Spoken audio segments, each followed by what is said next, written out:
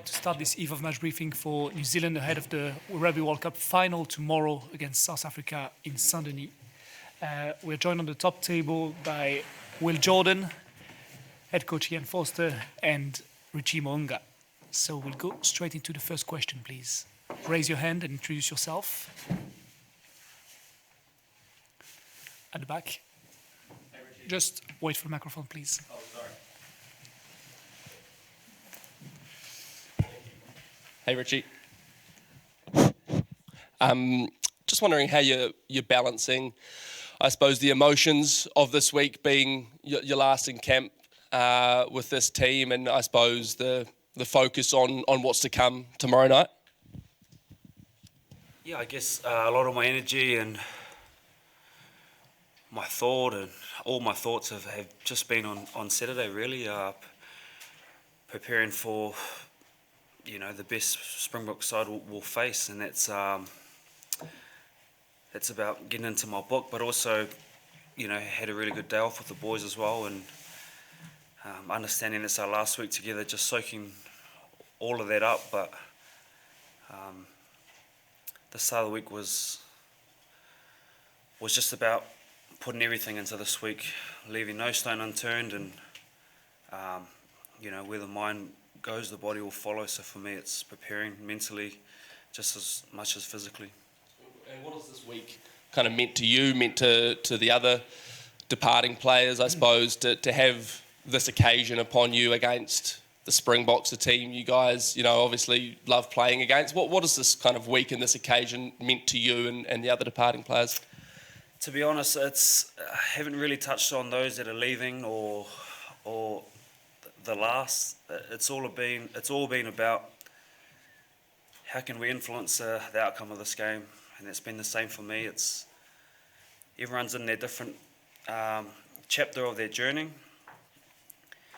For me, this is a way to make history. I want to be part of history. I want to bring a World Cup home.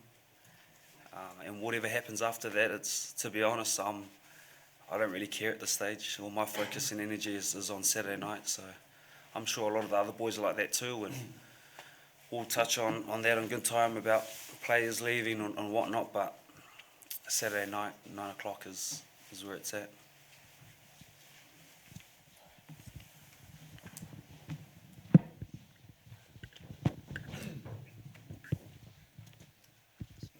Hi, Andy Bull from The Guardian.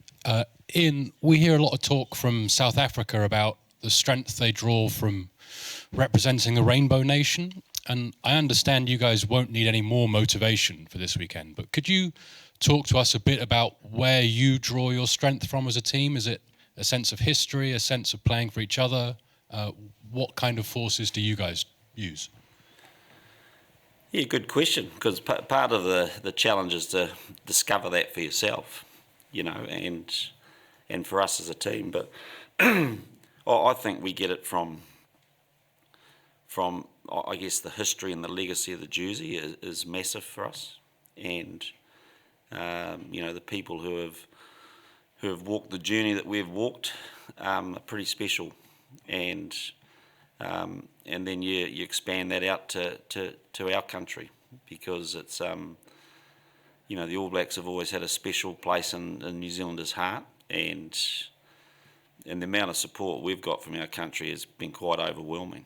I think we're generally a conservative bunch. We're generally a little bit cynical at times. We show our love and support by criticising, and yet it's swung around a little bit, and suddenly there's a lot of excitement from our country. So I think we get it from the people we represent, our families, and our past would be critical. But I guess the other group has by no means less than those other ones is just when we shut the door and we sit in a circle, it's that group of people there, and massively motivated to meet the standards that we've set ourselves, and quite high motivation. Thank you. Will, one for you. Still as a young man, first World Cup, is it still a pinch yourself moment, a day or two out from a final? It is a little bit, to be fair. I think particularly the last couple of weeks have really kind of flown by. Didn't feel like that long ago we were back in pool play, getting ready for these knockout stages. So the last couple of weeks for both myself and a lot of other guys who haven't been here before have been awesome experiences, and I guess over the next probably 24 or so hours really start to hit home. You're in a final and just mentally kind of prepping for the stage that it is, but it's where you want to be. So we're very excited by it, and it'll definitely be a huge occasion for us all tomorrow night. Rather than nerves?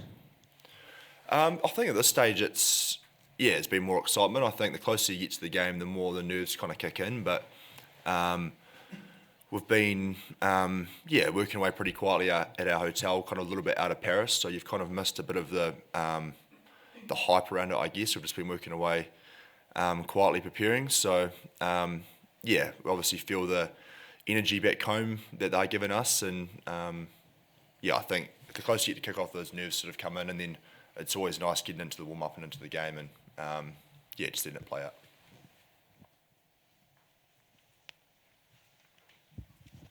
Kia ora, boys. Just got a question for Will and Richie. Let's talk about the haka. Does the haka enhance the mana of your performance on the field?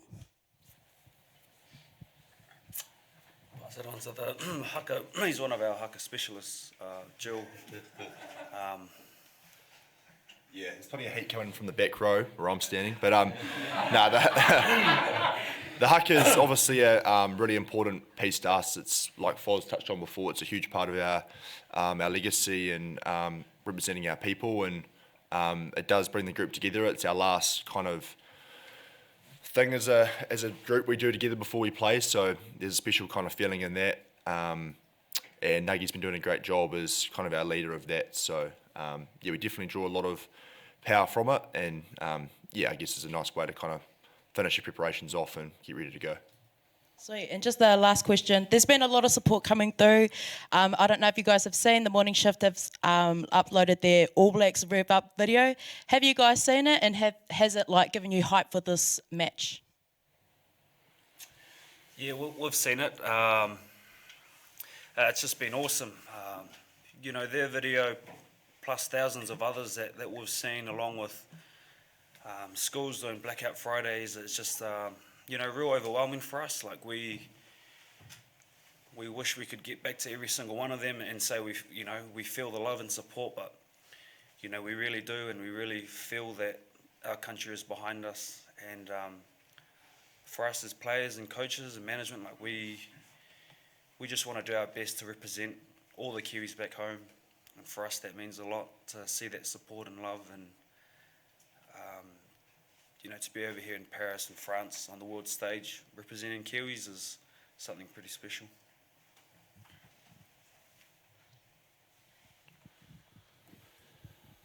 Hey Richie, one for you.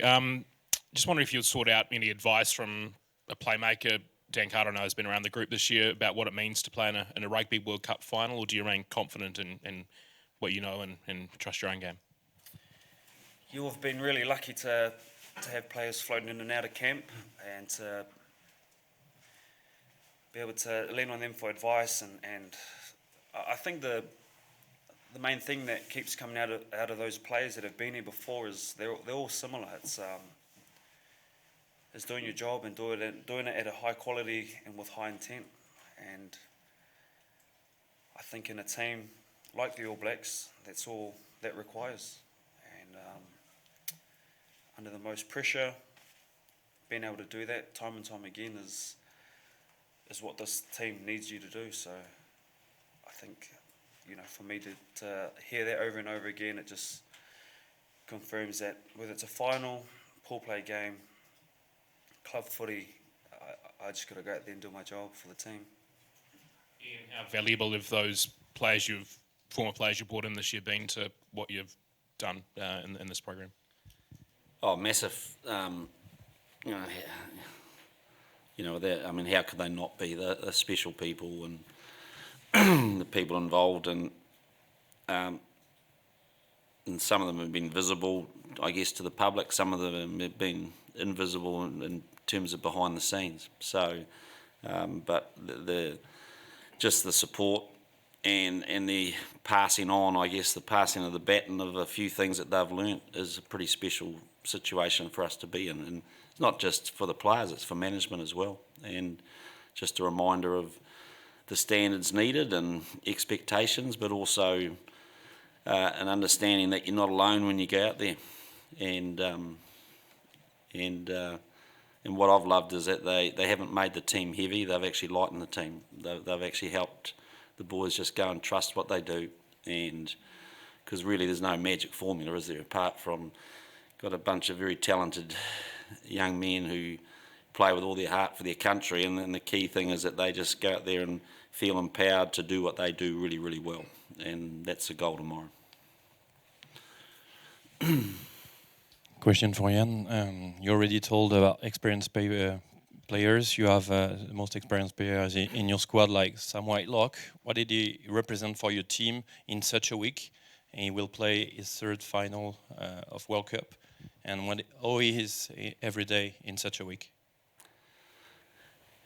Yeah, look, I think we've got a great balance of people that have been there and people that haven't been there, you know, and when you ask the group to put their hand up if this is their first World Cup final or first World Cup full stop, you know, more than half the team put their hand up, and that includes some of the management. And so we've got a great mixture. So, you know, the ability to have people that have been there to pass on some learnings has been special. But the real message is that the experienced players have passed on, like Sammy and Dane Coles, those sort of people, it's not spoken, it's just done. It's about actions. It's just showing how to prepare, how to deal with the pressure, and those people have done a fantastic job, and Sam's a massive example of that. And you know, it's been a highlight reel of achievements for him, hasn't it, the last 5 or 6 weeks.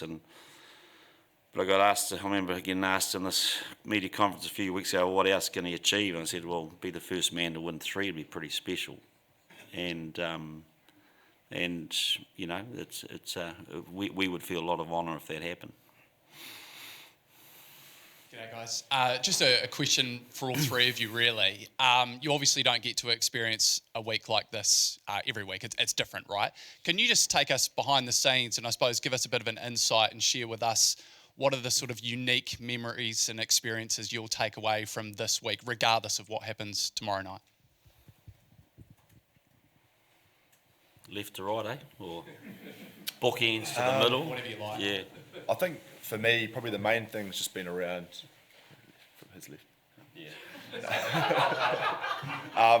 Just been around like the number of messages we've kind of received from people, whether it's, you know, old coaches you have when you're younger, family, friends, people you don't know, just wishing you all the best, and just shows the amount of support got behind us. So to kind of see and feel that will be the biggest kind of take home I think I'll take from it. I think when I look back, I just will appreciate the friendships that I've made on this tour. People only really see the game on Saturday, but I guess the connections and the bonds that we share with not only players but management, and you know, just great laughs. You know, it's just like being on camp sometimes with your friends.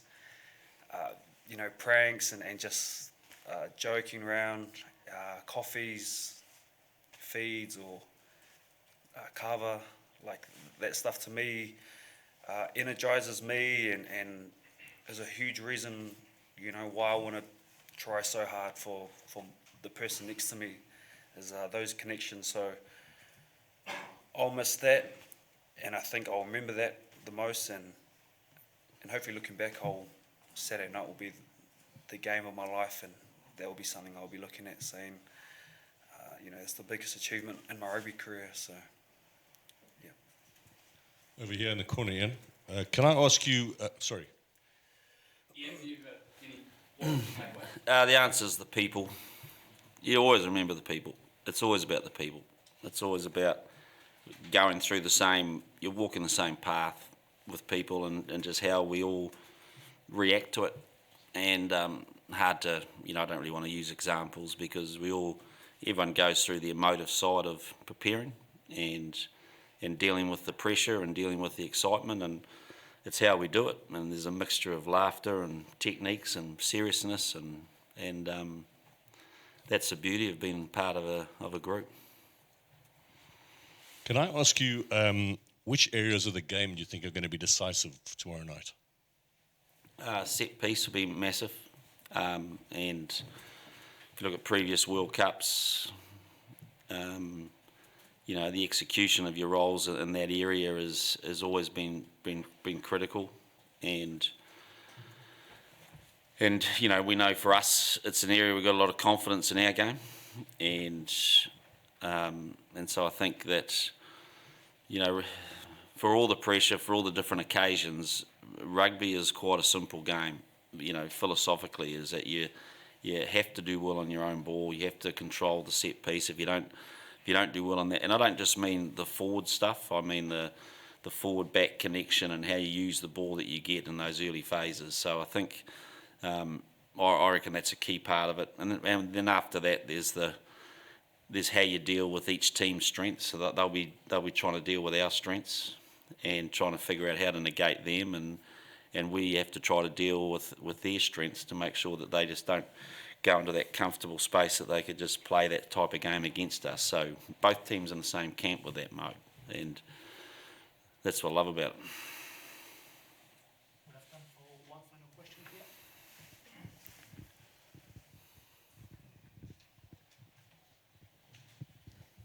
Alex Spink from the Daily Mirror. Question for Richie and Will.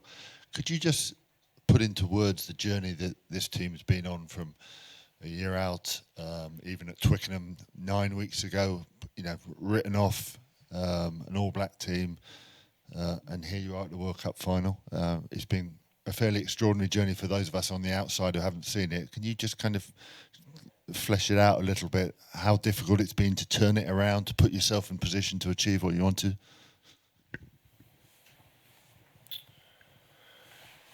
Yeah, it's a good question. I think in terms of the end of the question around how difficult has it been, is that hasn't been that difficult because there's been a huge amount of drive to turn it around and get it right.